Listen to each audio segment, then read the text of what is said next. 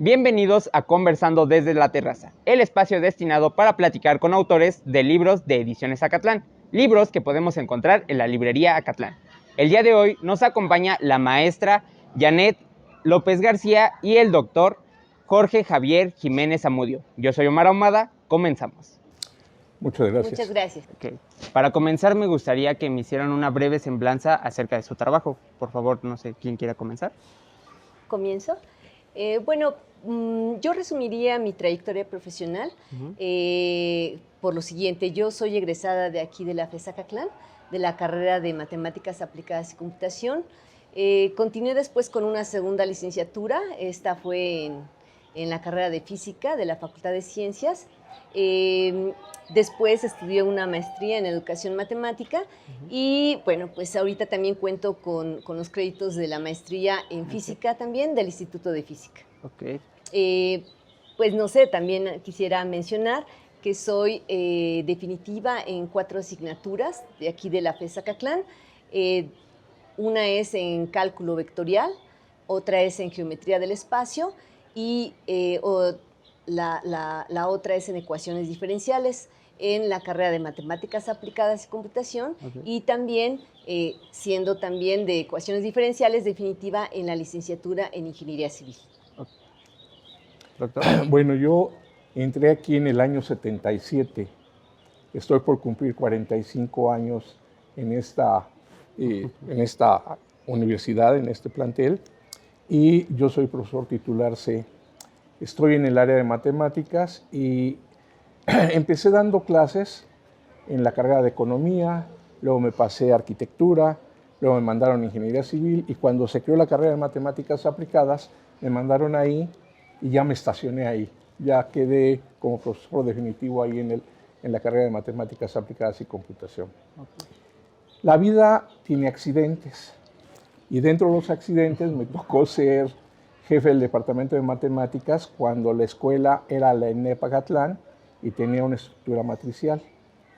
Cuando cambia la escuela, me tocó participar como secretario de la dirección y luego como secretario general. Okay. Más o menos ese es mi trayectoria. Perfecto. Bueno, a lo que venimos, a hablar de su libro, Métodos Analíticos para Ecuaciones Diferenciales Ordinarias. Lo que nos llama la atención, y lo mencionamos al principio, es la primera vez que tenemos la fortuna de tener 2 autores de un mismo libro. Así que quisiera saber más o menos cómo fue este proceso de escribir entre 2 personas, cómo es la organización, qué se decide poner, qué se coloca por parte de cada uno. Muy bien, quisiera comenzar mencionando el libro, aquí está en físico, que este libro nace aproximadamente en el año 2005. Y bueno, en ese momento se estaba reestructurando el plan de estudios de la licenciatura en Matemáticas Aplicadas y Computación. Y bueno, surge la necesidad de contar con un material que apoyara en ese momento la asignatura con una temática reestructurada y que fuera lo más congruente posible en ese sentido con los temas del curso que se estaba proponiendo. También el libro fue uno de los primeros escritos para la carrera de Matemáticas Aplicadas y Computación y quizás puede ser aventurado, el doctor me dirá, quizás fue uno de los primeros en publicarse bajo los proyectos de la universidad. En particular, este fue del proyecto PAPIME. Y bueno, pues desde luego hay ahora ya muchísimos más textos que fueron surgiendo bajo estos proyectos. Pero podríamos decir que este fue como un punta de lanza en esta licenciatura y que abrieron la oportunidad para publicar libros. ¿Qué fue lo que hicimos nosotros? Pensar en hacer llegar un texto que fuera riguroso desde el punto de vista matemático, pero que fuera muy parsimonioso para la lectura. Oh. Y ahora les voy a platicar un poquito sobre cómo se inició esto. Hace muchísimos años existían en las librerías, inclusive en tiendas comerciales, una especie de tríptico, bueno, una hoja tamaño oficio, en donde se plasmaba muchísima información sobre diferentes materias, química, matemáticas, etc. Este material estaba destinado básicamente para secundaria y preparatoria. Entonces empecé a... se me vino la idea de preparar una cosa parecida en ecuaciones diferenciales. Para esto, mi primera formación es como bioquímico. Okay. Y cuando uno analiza en química, le dan a uno un material, una muestra, le dicen a uno, a ver, ¿qué tiene esto? Tiene potasio, tiene zinc, tiene azufre, ¿qué tiene? ¿No? Y pues uno no le puede preguntar a la piedra, ¿qué tienes? ¿No? Entonces hay un proceso químico que se va diciendo, a ver, se hace esta prueba, funciona o no funciona, me paso a la que sigue, etc. Entonces se genera una especie de diagrama de flujo. Entonces originalmente yo empecé con esa idea de generar un diagrama de flujo. Okay. Se lo planteé a la maestra. Ese diagrama de flujo es esto, ¿no? Pero parecía como que no le convencía a la maestra el trabajar solamente con ese diagrama de flujo. Debo hacer un comentario que más de un profesor nos ha pedido esto para poderlo dar en su curso. Ya no el libro, sino esa parte. Bueno, empezamos a platicar. Como era un proyecto PAPIME, yo invité a varias personas y digamos, la única sobreviviente fue la maestra. Porque mucha gente dice, sí, vamos a trabajar, pero a la hora de empezar a arrastrar el lápiz, ya no tengo tiempo. Bueno, es que decían, yo soy profesor de asignatura, no tengo las posibilidades de estarme moviendo de un lado a otro, etc. Bueno, esto que empezó con este folleto dio origen a 500 cuartillas. Escribir 500 cuartillas no fue, tú escribes una parte y yo escribo una segunda parte. No, vamos a ponernos de acuerdo qué vamos a ir escribiendo y cómo lo vamos a ir escribiendo. Entonces esto nos llevó alrededor de 2 años. Okay. 2 años con problemas, no nada más de escritura, sino con problemas logísticos, ¿no? La maestra estaba en aquella época trabajando en Facultad de Ingeniería y yo estaba aquí. Okay. Entonces, bueno, ¿dónde trabajamos, no? A lo mejor en un lugar neutral, a veces aquí, a veces en Facultad de Ingeniería, a veces en la biblioteca de arquitectura, inclusive en cafeterías, no voy a decir los nombres, pero en cafeterías nos tocó trabajar, ¿no? Estuvimos trabajando bastante bien hasta que pudimos ver cristalizado esto. Hubo un inconveniente en aquella época, desafortunadamente a mí me asaltaron a la hora de llegar a mi casa, a su casa, y me robaron mi computadora. Entonces, el no haber respaldado parte de los avances que teníamos, lo tuvimos que repetir. Pero pues son los gajes que se van presentando cuando uno va haciendo esto. En esa época no estaba la nube. Sí, claro. Cabe señalar. Bueno, yo quiero comentar que el libro está constituido en 7 capítulos y 2 apéndices. En este caso, bueno, uno de ellos particularmente está dedicado a modelos que pueden inclusive llevarse a la vida diaria. Y bueno, son modelos que pueden servir a químicos, a ingenieros civiles, a ingenieros en electrónica, a algunos estudiosos, por ejemplo, del comportamiento de poblaciones, como pueden ser los ambientalistas, biólogos, epidemiólogos, ahora con los modelos para epidemias, demógrafos, etc. Entonces creo que hay mucha diversidad en la temática de este libro. Okay. Ya que estamos hablando concretamente del libro, identificamos que hay algunos métodos de resolución que ustedes decidieron implementar. Queremos saber en qué criterios se basaron para escoger estos métodos y por qué no fueron otros. Bueno, como dije antes, estos temas se fueron decidiendo un poco en el camino, pero también con la idea de, por ser un libro de texto, tenía que ser útil para los estudiantes que en ese momento ya teníamos vislumbrados como los principales usuarios. Entonces, bueno, originalmente se tenía la idea de que fueran mayoritariamente alumnos de la licenciatura de Matemáticas Aplicadas y Computación, pero como yo también daba en Facultad de Ingeniería e impartía la materia de ecuaciones diferenciales, decidimos involucrar algunas temáticas que también allí se daban. 2 casos concretos. La temática de las series de Fourier con el problema de Sourleville y una introducción a las ecuaciones diferenciales parciales. En ese entonces no se tenían 2 cursos aquí en Matemáticas Aplicadas y Computación de Ecuaciones Diferenciales, pero con el tiempo se ha venido retomando estas temáticas y creo que pues, es muy útil para la segunda asignatura que se abrió posteriormente en el plan de estudios. Yo quisiera comentar también que para resolver las ecuaciones diferenciales no hay un método, no hay el método que diga, a ver, aplico esto y se resuelve. No. Cada estructura matemática de las ecuaciones diferenciales va teniendo características diferentes. Entonces, efectivamente, hay varios métodos para resolver. Comento solo uno. Hay una clase de ecuaciones diferenciales que se llaman ecuaciones homogéneas. Se pueden resolver al menos por 2 métodos diferentes. Uno es un cambio de variable y el otro también es a través de una integral de línea.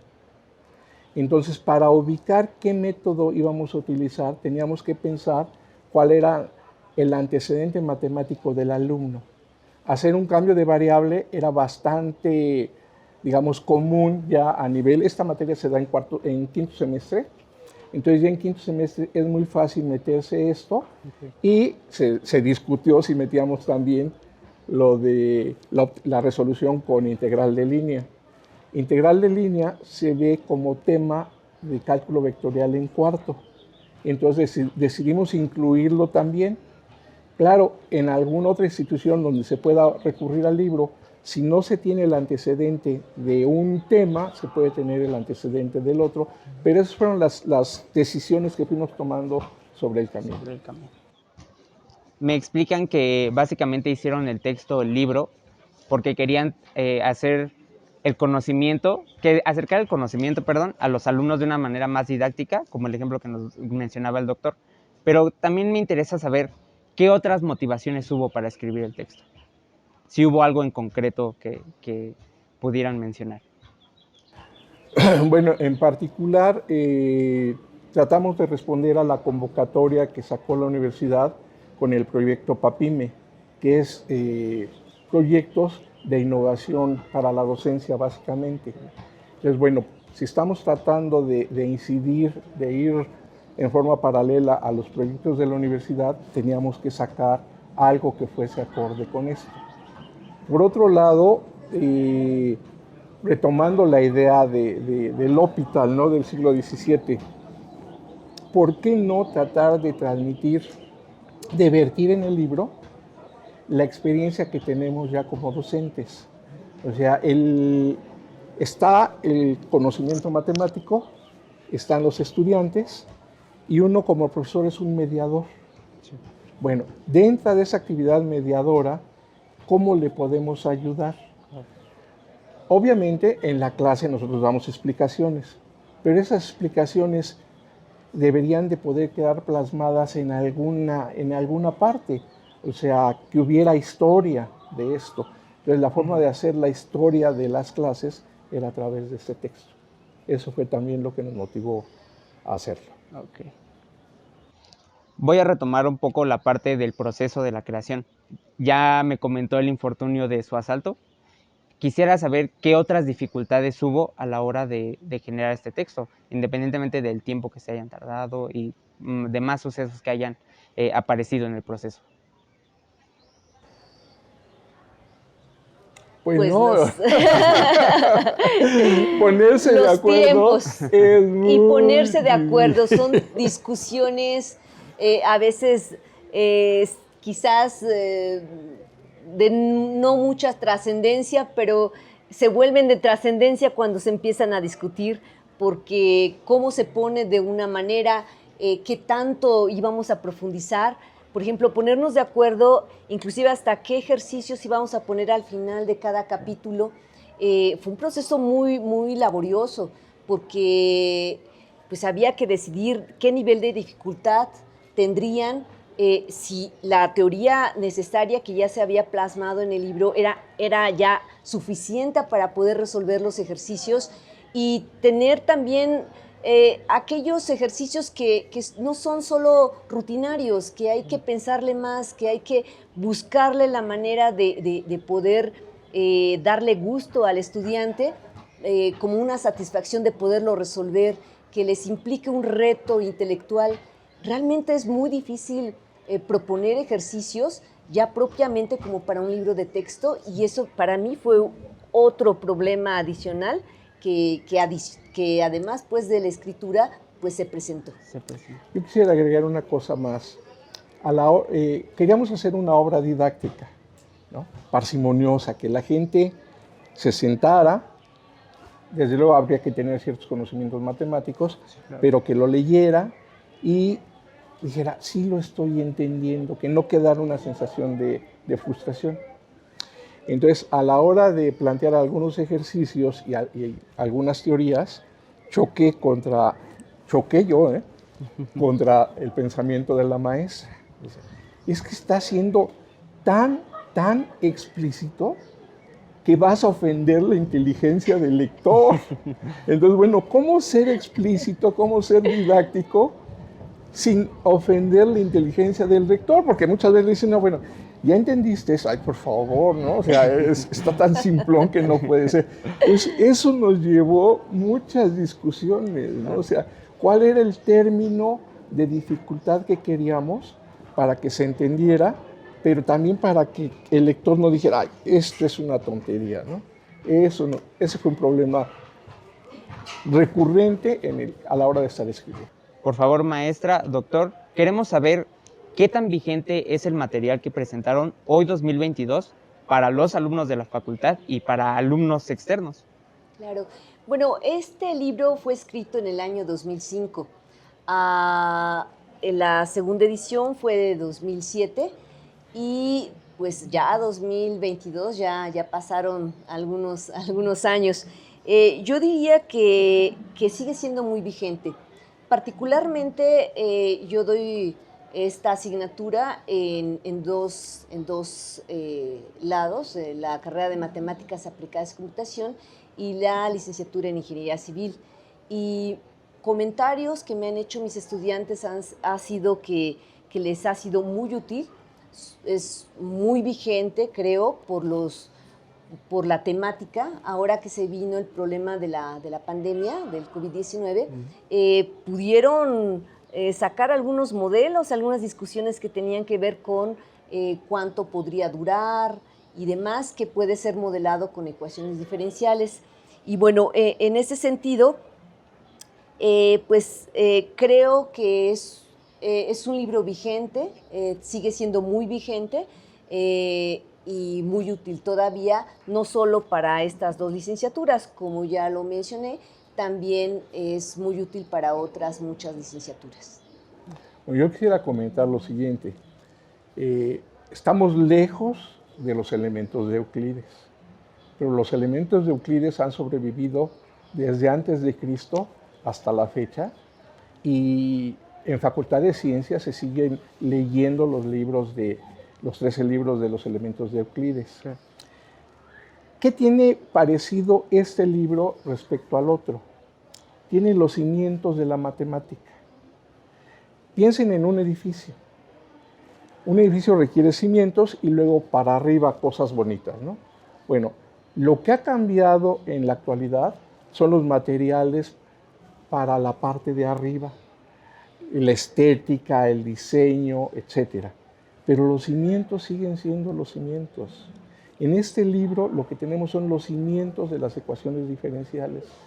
Entonces creemos que puede ser vigente perfectamente. Quisiera hacer un comentario.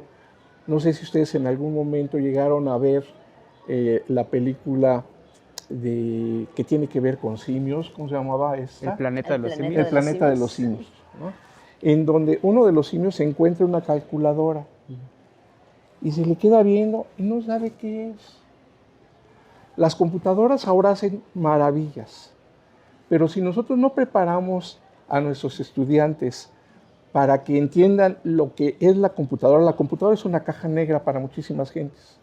Bueno, nuestros estudiantes deben de ser los que diseñen la caja negra, para que cuando se encuentren una computadora no se queden así como en el planeta de los simios. ¿Y esto qué, no? O sea, deben de saber qué cosa hay atrás para poder recrear el conocimiento. O sea, eso es lo importante. En ese sentido, la vigencia de este libro se da porque lo que puede hacer es, independientemente de que el software cambie, nosotros tenemos las bases matemáticas para entender lo que esté sucediendo. Si no, lo que vamos a producir son simplemente, no sé, técnicos u obreros de las matemáticas y no profesionistas en las matemáticas. Gracias. Yo quisiera agregar algo vinculado precisamente a lo que ha cambiado también las ecuaciones diferenciales. Hay nuevos enfoques. Creo que se puede ir hilando esto que ya fue escrito con estos nuevos enfoques. Por supuesto, creo firmemente que son las bases y de ahí para arriba. Es lo que se tiene con este material. Son bases teóricas que dan oportunidad de ir construyendo hacia arriba. Sabiendo todas estas dificultades, adversidades, veo que no es su primera entrega, no es su primer libro, pero quisiera saber eso, pasando todo esto, todo lo que sucedió, el robo de la computadora, todos estos problemas de discusiones entre ustedes y todo este proceso, quisiera saber qué sintieron, qué pasó por su cabeza, incluso por su corazón, en el momento en el que ya pudieron tener el libro, verlo, hojearlo y poder verlo en un librero. ¿Qué pasó por sus cabezas, por su corazón? Bueno, yo de entrada fue para mí mi primer libro de texto de mi querida Universidad Nacional. Entonces, bueno, ver plasmado y que además durara solamente un año, más o menos fue lo que rápidamente se vendió. Entonces empezamos a trabajar ya la segunda edición. Okay. Prácticamente pues a meses de que se dio el primer tiraje. En ese sentido, bueno, pues fue una gran emoción de que se agotara muy rápidamente. Empezamos trabajando, adicionando temas nuevos en ese entonces para poder mejorar la primera edición. Y bueno, pues para mí fue un gran orgullo tener este primer libro. Perdón, voy a agregar un poquito más sobre adelante. lo que el agregar esos temas era también para hacerlo más competitivo, no nada más aquí, sino también en otras instituciones, ¿no? O sea, agregamos temas que se estaban trabajando en Facultad de Ingeniería para que también la gente de Facultad de Ingeniería no viera un libro que no se apegara más o menos en una muy buena proporción a sus temarios. Okay. Para ir concluyendo, maestra, doctor, algo que siempre le pedimos a nuestros autores es si pueden darle un consejo a otras personas que estén con ganas de escribir un libro, de compartir conocimiento. No sé si nos puedan compartir algún consejo con base en su experiencia, el de ya haber escrito aquí. Bueno, yo me gustaría dar un primer consejo. Primero, que aquel que desee escribir esté dispuesto a tener tiempo para hacerlo. Requiere de mucho tiempo porque es ir puliendo mucho la idea original. Muchas veces se escribe algo, pero al momento de que lo deja uno de ver un par de días, inclusive semanas, ya lo ve desde otro punto de vista.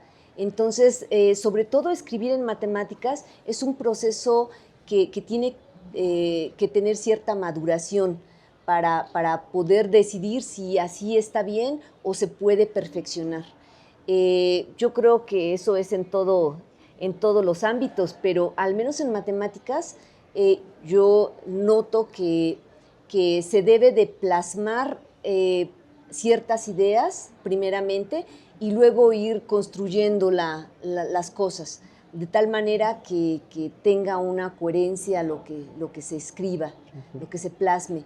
Y pues el gusto de hacerlo, por supuesto. En esta necesidad imperiosa actualmente como profesores de escribir, ya lo decía el doctor en cuanto a que se debe escribir en inglés.